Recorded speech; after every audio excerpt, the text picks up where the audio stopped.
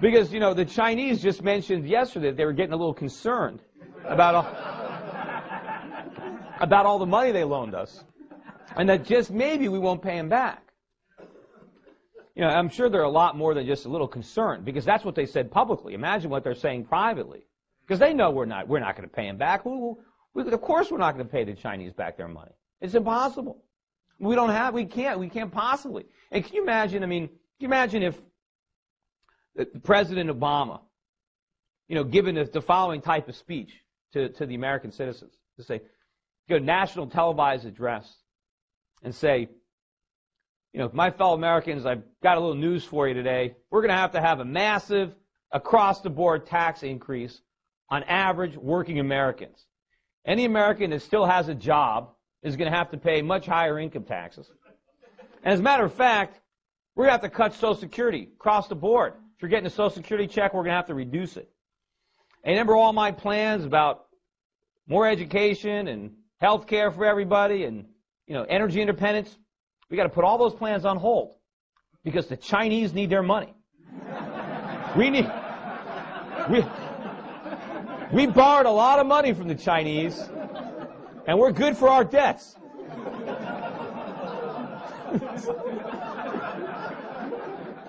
You know, they worked hard for that money, and they loaned it to us, and we're going to pay it back. Now, that's going to require a big sacrifice on our part. Does anyone think that we're going to do that? What, are they kidding me? You know what we're going to tell the Chinese? We're going to say, you guys are predators, predatory lenders. We need a modification program. We need to cram down on this.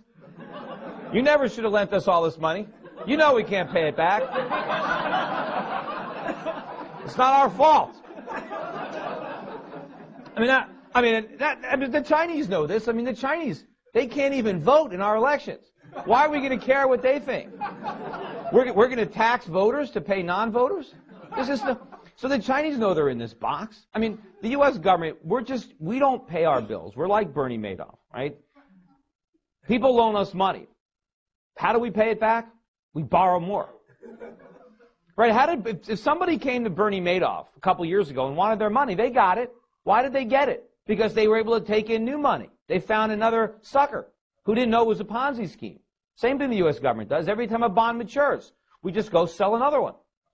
And every time we need to pay interest on the national debt, we go borrow that too. Well, it works until nobody wants to lend us any more money. Then we're going to have to default, just like Bernie did. And there's only two ways we can default. We just legitimately don't pay, or we print money. That's it. There's only two ways to repudiate your debt. There's no way we're going to pay the debt. The Chinese have to know that. And we're going to figure that out. But anyway, let me get back to it. I keep going off on too many tangents. But, all right, so the free market, that's where I was, the free market was getting the blame for a problem that was created by the government. And what's happening now, of course, is the government is using this economic crisis that they caused to get even bigger, to grow their power, to expand, to come to our rescue, to save us from the evil forces of capitalism with government, with socialism. And, when you listen to Barack Obama, I listened to his most recent speech, and a lot of what he said was true. He talked about the fact that we need a genuine economy. We can't have a false prosperity. We can't have a prosperity based on debt and spending. We need to have a sound foundation. All that was true. But then, of course, everything else he said is wrong. He wants the U.S. economy to have a sound foundation, but he wants to be the one that builds it. He thinks the government can erect a sound foundation, that central government planning can replace the market, that resources can be allocated efficiently by politicians who want to get votes, as opposed to entrepreneurs who are looking for profits.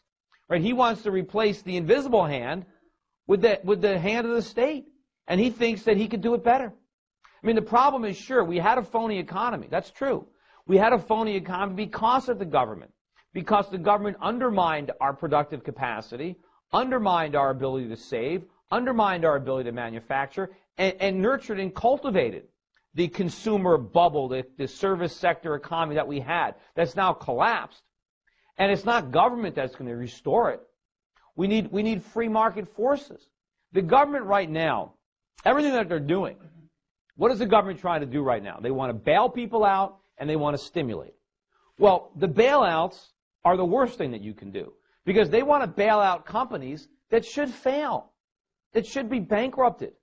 Bankruptcy is a good thing. It's the way the market cleanses the economy of companies that shouldn't be there. Why shouldn't they be there? Because they're not generating profits. They are not effectively utilizing resources. Those resources need to be freed up. Right now they're being held hostage. We need to free them up so that we can use them productively. You know, they say, oh, we can't let General Motors go bankrupt because some auto workers will be unemployed. Well, I mean, we don't want work just so we can have a job. We want work because we can produce something. We want the value, right? I mean, if somehow,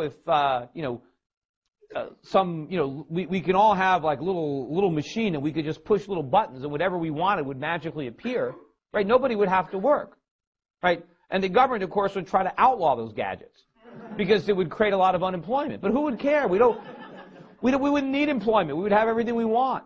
So we work because we want stuff, not because we want to work. So just to preserve jobs doesn't make any sense if they're not productive, if they're not efficient. Now, I can understand why some of the auto workers would want to preserve their jobs if they're being overpaid. I certainly can understand why a lot of these executives want to preserve their jobs. But society doesn't want to do it.